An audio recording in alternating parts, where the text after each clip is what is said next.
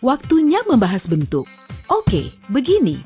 Kamu memakai koin berbentuk bulat untuk membeli donat yang juga bulat dan berlubang. Melewati tanda stop segi 8 di jalanan, masuk ke rumah, menyalakan bohlam bulat, lalu ada TV berbentuk kotak. Kamu pun bertanya-tanya, kenapa benda-benda bentuknya begitu?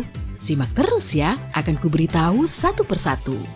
Bohlam berbentuk bulat untuk membuat sinarnya tersebar merata. Kawat filamen tungsten harus berada di tengah. Dengan bentuk bulat, bagian tengahnya lebih mudah ditandai. Selain itu, bohlam yang berbentuk bulat lebih murah dan mudah diproduksi.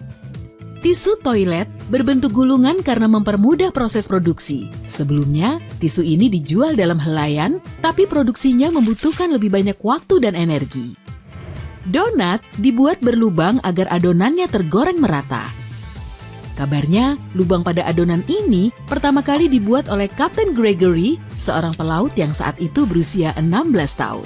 Kemudian, adonan ini digoreng dan menjadi donat pertama di dunia.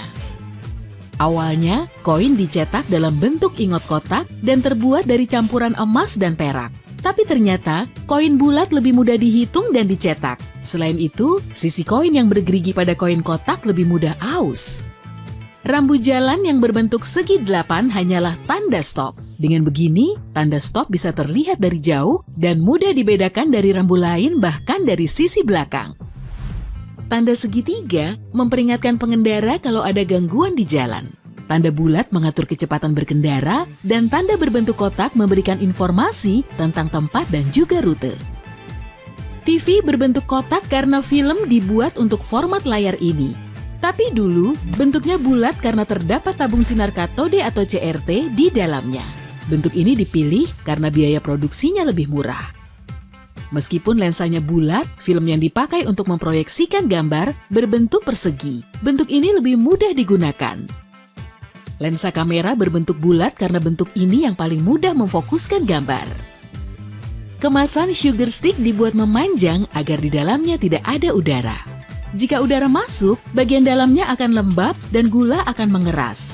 Tapi alasan utamanya yaitu agar mudah ditambahkan ke teh, bahkan dengan satu tangan. Pegang bungkusnya dengan jari telunjuk dan jari tengah, lalu tekan dengan jempol. Sebelumnya, gula diproduksi dalam balok besar, lalu dipotong-potong. Saset kecilnya muncul setelah istri seorang pemilik pabrik gula mengalami insiden saat memotong-motong balok besar itu. Jarinya tersayat. Kemudian gula dibuat dalam kemasan kecil, pas untuk membuat secangkir minuman. Jendela pesawat dibuat bulat agar penerbangannya lebih aman. Kalau bentuknya persegi, tekanan dan aliran udara kuat akan terkumpul di sudut-sudutnya sehingga menghilangkan tekanan kabin. Tapi, kalau jendelanya berbentuk bulat, bebannya akan tersebar dan tidak terkumpul di satu titik. Ada teori yang menyatakan Aristoteles yang mencetuskan bentuk simbol hati. Menurutnya, jantung manusia terdiri dari 3 bilik dan terdapat lekukan kecil di tengahnya. Seniman dan ilmuwan abad pertengahan menciptakan simbol hati pertama berdasarkan deskripsi Aristoteles. Pisang berbentuk melengkung karena selama proses pematangannya mendekati cahaya matahari. Menurut teori terpopuler, baguette berbentuk memanjang agar lebih mudah dicuil. Selama pembangunan kereta bawah tanah di Paris, sang manajer mengkhawatirkan adanya konflik antar pekerja karena mereka membawa pisau untuk memotong roti. Jadi, dia meminta pabriknya untuk membuatkan roti yang tidak perlu dipotong pisau. Maka, muncullah baguette. Benda-benda tajam itu pun disingkirkan. Permen karet merek Turbo memang beda dari yang lain. Bentuknya sangat unik, seperti terlindas mobil balap. Salah satu teori terpopuler menyatakan orang zaman dulu menggunakan jambang dari tanah liat khusus yang disebut pik untuk menyimpan koin. Mereka menyebutnya celengan pik. Karena kata itu terdengar seperti pik atau babi, pengrajin tembikar mulai membuat wadah penyimpanan uang berbentuk babi. Di banyak negara, babi juga melambangkan kemakmuran dan kekayaan. Kebanyakan botol air berbentuk bulat untuk memudahkan saat memegangnya, serta memudahkan penempelan label saat proses produksi. Bentuk pasta bervariasi karena jenisnya menyesuaikan saus yang digunakan. Pasta tipis seperti capellini lebih cocok dipasangkan dengan saus dan bahan-bahan encer. Pasta tebal dan berlekuk seperti penny cocok untuk saus kental dan stew sayuran. Kaleng Pringles dibuat bundar untuk mempermudah pengangkutan sehingga keripik di dalamnya tidak remuk.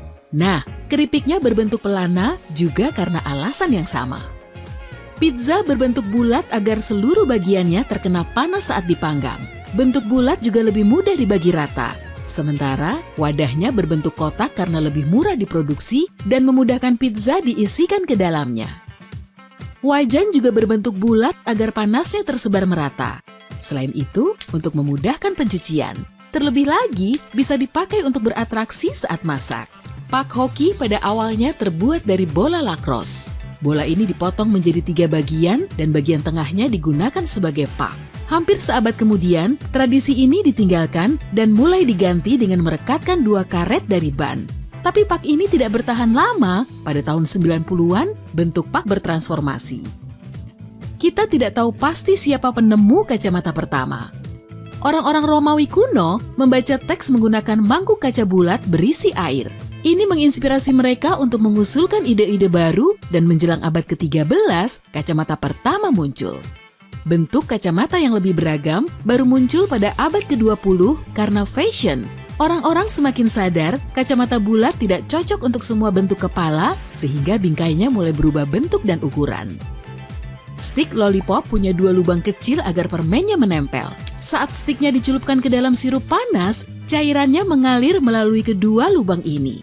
Setelah mengeras, permen akan tertempel kuat pada stiknya. Berlian merupakan bentuk karbon langka yang terdapat jauh di dalam kerak bumi. Awalnya, tampilan berlian tidak terlalu menarik, tapi setelah dipotong dan dipoles, akan memancarkan cahaya. Kebanyakan berlian berbentuk bulat dan sudut-sudutnya agak lancip. Bentuk ini membuatnya berkilau. Ukuran topi masak menunjukkan peran dan status pemakainya.